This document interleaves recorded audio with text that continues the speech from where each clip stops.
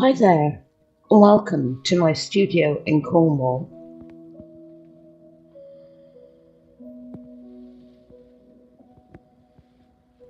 So today I thought I would paint a landscape,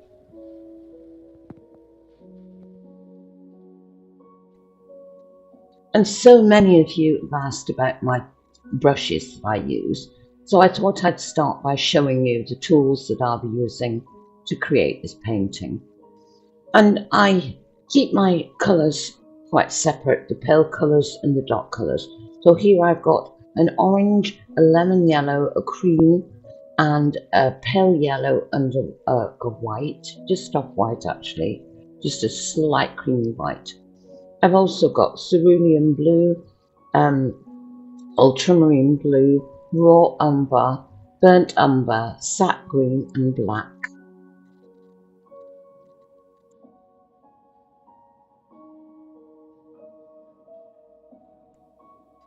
And I start off by doing a very rough sketch of just exactly where I want everything to be, the sky, the midground, and the foreground. So it's just an idea of where to put the paint. So I start off by putting on different colours into the sky. And I start with the sky because I want that to dry so that before I put in highlights and clouds and things. So I usually use raw umber, burnt umber. I've got some very dark blue that I make with I mix cerulean blue, ultramarine blue, and a little touch of black to get that beautiful smoky blue. So I put some of that into the sky as well.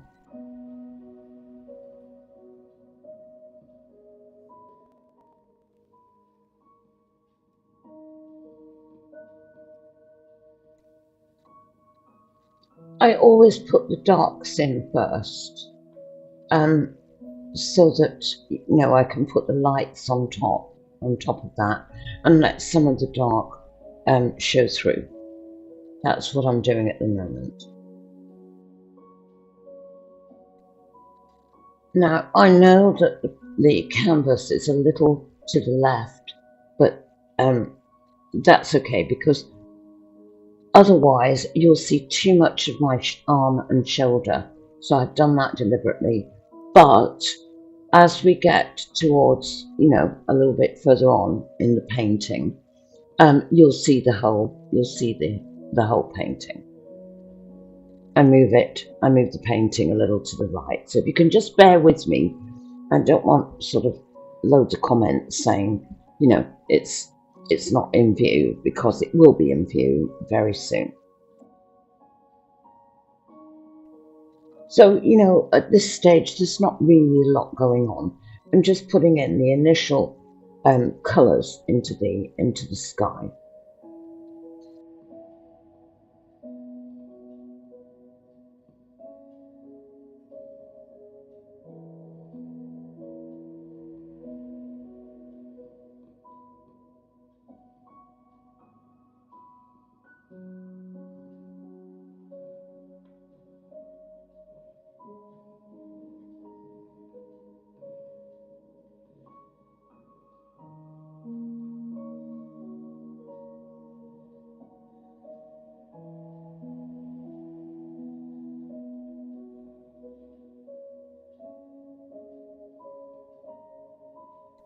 So here I'm putting in where I want the field to start, and this is the field in the far distance, quite far distance, and I'm using the beautiful olive green for this.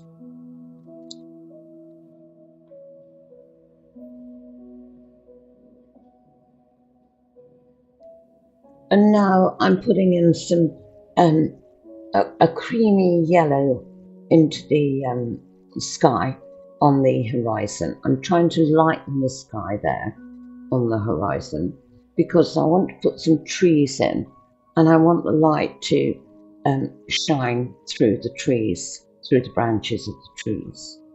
So it's got to be light to put dark on top of it.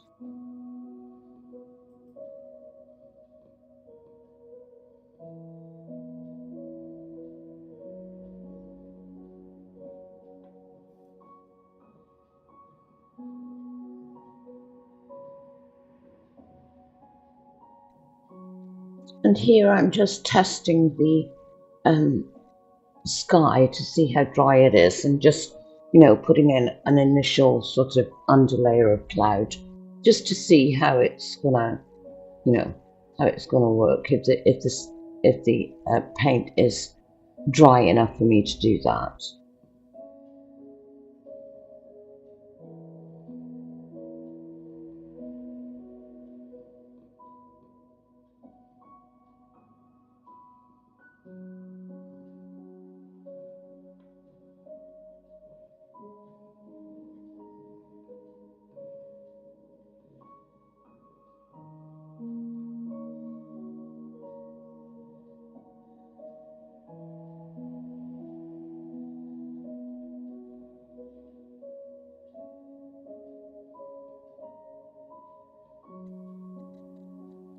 And here I'm showing you how I get my beautiful olive green, and it's the yellow and the orange and some black, and just keep adding the black until you get that beautiful um, green, that very dark olive green.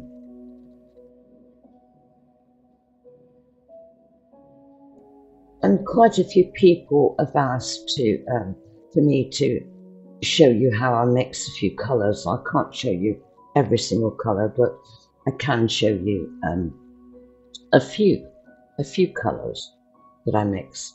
And the reason for that is because I use whatever's on my brush. So I could have some blue on my brush, or I could have some little bit of burnt umber or something, or even some green. And I don't wash my brush.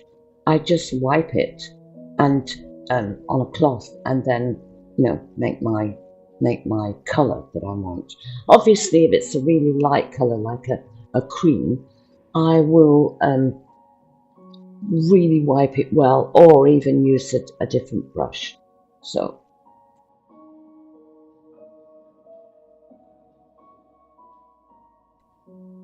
here I'm using that lovely olive green to put in indication of trees, impression of trees, I should say, being an Impressionist painter. And you'll notice that I'm not doing a solid tree, I'm leaving some light from the background to sort of shine through. And I'm putting in a couple of little trees on the left-hand side.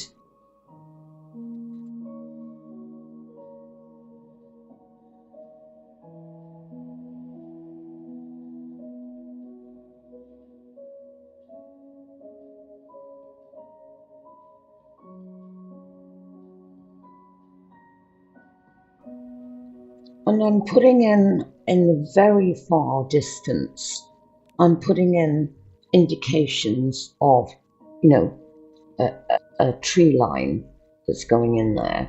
And because it's in the far distance, that is going to be quite a lot paler than whatever is in the foreground, because, in the distance, it's always paler than close up.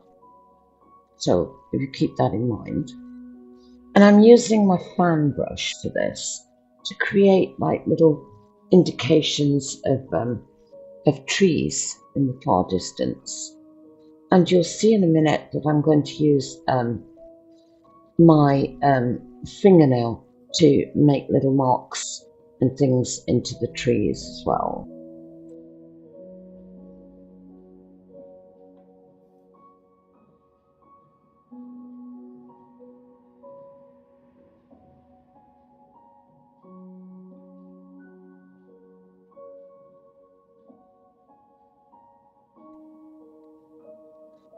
And so I've added some cream to the olive green to make a lighter green.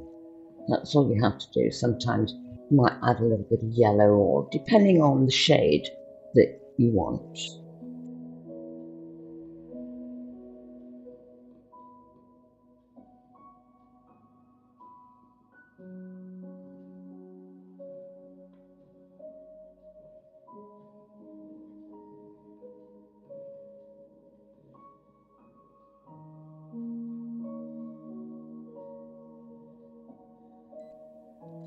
So I'm mixing a lighter yellow, and I'm just putting in some cream and a little tiny bit of pale yellow, and I'm putting that in it to create the distance, the fields in the distance,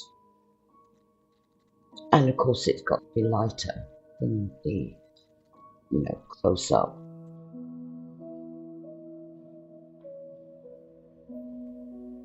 And I'm putting in some little random marks, and that is the perfect brush.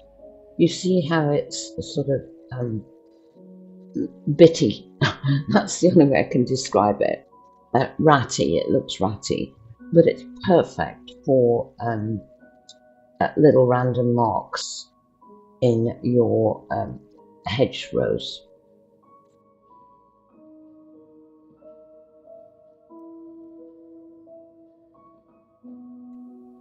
And now I've gone back to the olive green for the foreground because that is going to be darker, and I need a base to put my flowers, the lavender flowers that I'm going to do.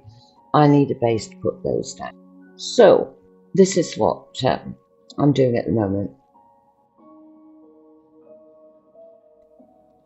And here I'm using my fingernail to create the look of an old fencing or something like that in the hedgerow. You don't need to paint things in. As long as you've got light underneath dark, you can, or vice versa, you can just use your fingernail, or if you haven't got fingernails, you can just use the other end of a fan brush or something like that. You know.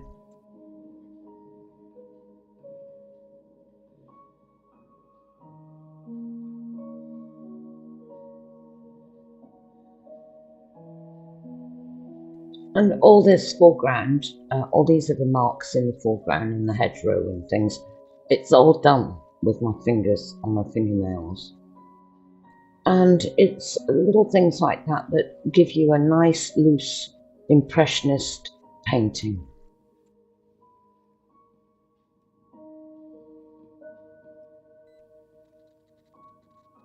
And now it's time to put in some clouds into the dark sky. And the sky's nice, the dark paint is nice and dry, so I can put in my clouds. If I was to paint, well, I can't get the effect if I paint into wet paint. I just can't get the effect that I would be looking for. And besides that, the paint, the white or the cream paint that I use, it's going to get muddy, and it's going to pick up the dark paint, and it's going to be really horrible. So you really do need to have your sky dry before you start to put in the cloud.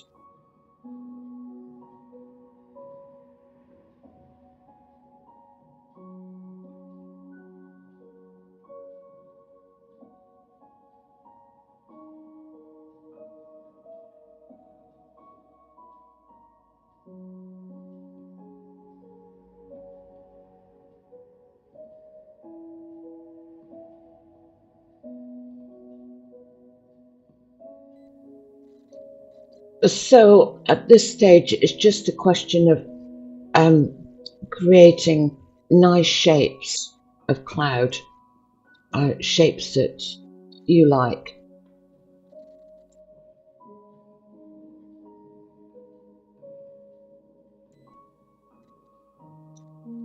And the trick is not to have too much paint on your brush at once.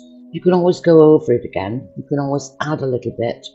You can always get some more paint on your brush to do the highlights, the top of the clouds. But don't have too much paint on your brush. Don't have it saturated. Otherwise, you won't see the colours underneath. There'd be no point in putting the dark colours underneath if you're going to just put loads and loads of cream or white on there.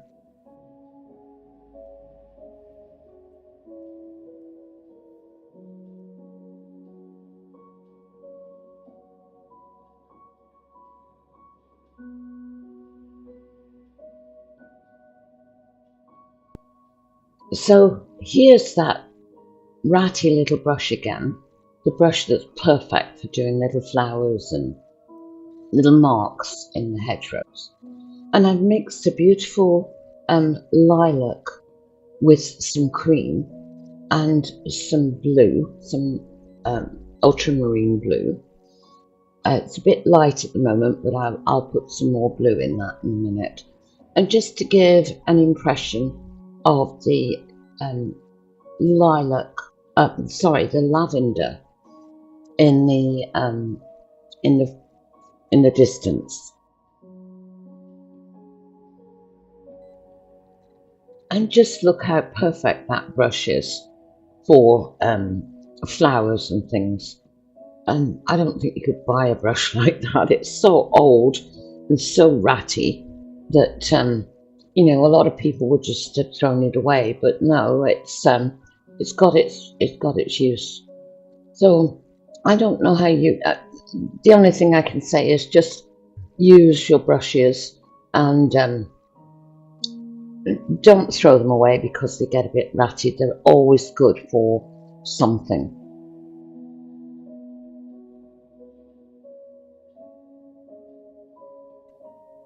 So I'm going a little bit more ultramarine blue as I get into the foreground. I've just added some ultramarine really to the lilac, and I'm just putting in different shapes and colours, the colours in the foreground.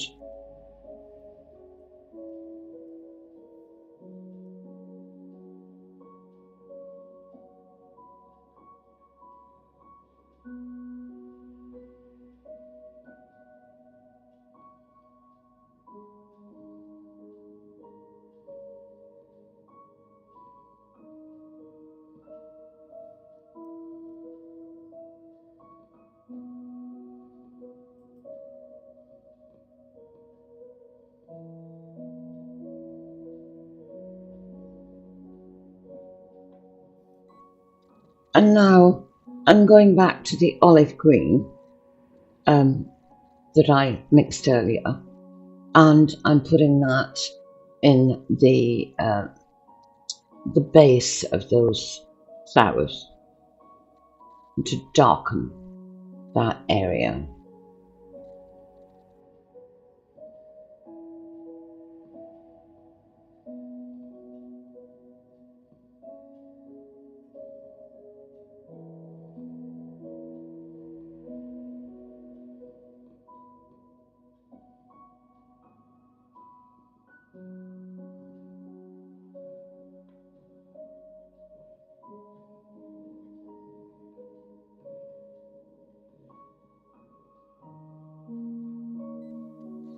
And I'm just making that the flowers, or the impression of flowers in the mid-ground there, a little bit more blue rather than the lilac.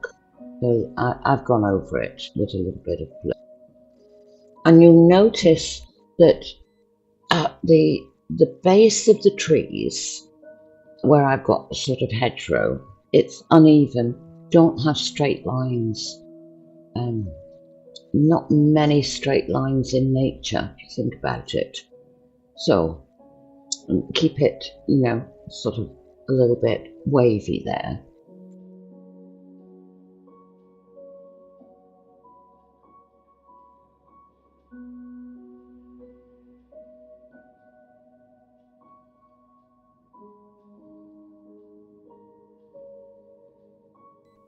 And so I'm adding a little bit of dark to those trees, so that you've got, varying shades in the tree, not all one shade. So darker on the in places, and just putting more highlights into the sky as well. At this stage, it's just a question of looking. Just a question of if you like the shape of the clouds.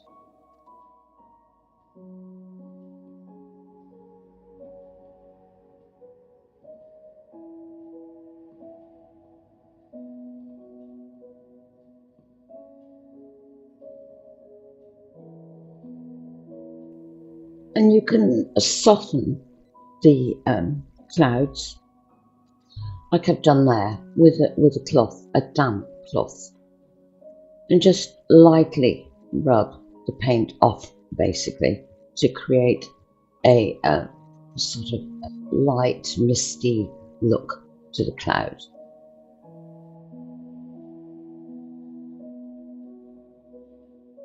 Actually, you can use a damp cloth on any part of the painting. If you feel that it's a bit dark, you can just dab a damp cloth onto it lightly and get some of that dark paint off if you don't like it. And you could just do it in places as well, because it all adds to the to the look of it, to make it softer, more impressionistic.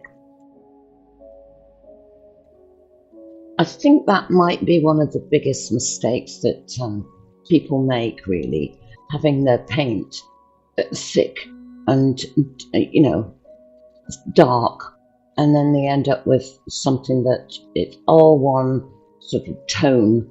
It's not varying tones, and that's what puts people off if they can't get that look. But you can get the look. You can just dab off some of that dark. And here I've decided that I want a different colour in the sky. I didn't like that colour, but I need to, I'm going to let some of that colour shine through. Yes, I'm not going to, obliterate that dark that I've got there. I'm just going to put a thin layer over it so that it actually shines through in places.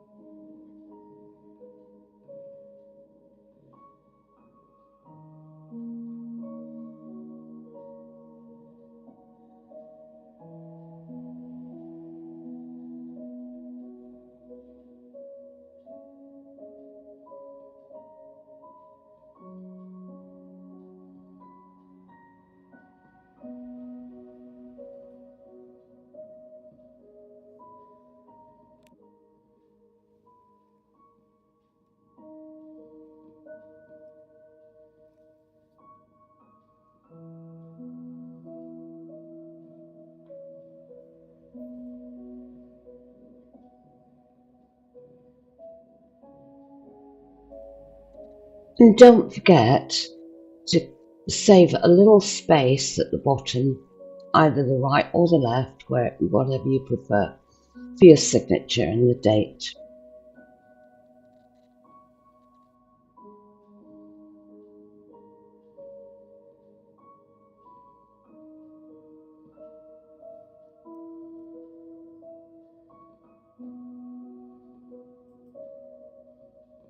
And here we have the finished painting, and I'm going to show you a painting that I did a while back. This one's called Fields of Lavender, and I think it turned out quite well, don't you? And the painting next to it that I'm going to show you is some painting I did a few weeks ago, and I did a video on that. And that one is sold to someone, a collector in America. But it just goes to show that you can do this, a similar painting, a variation on a theme, I call it. So I hope you've enjoyed the video. The channel can be supported with super thanks, or simply by liking, sharing and subscribing. And so with that, I'll say bye for now, and as always, love from Cornwall.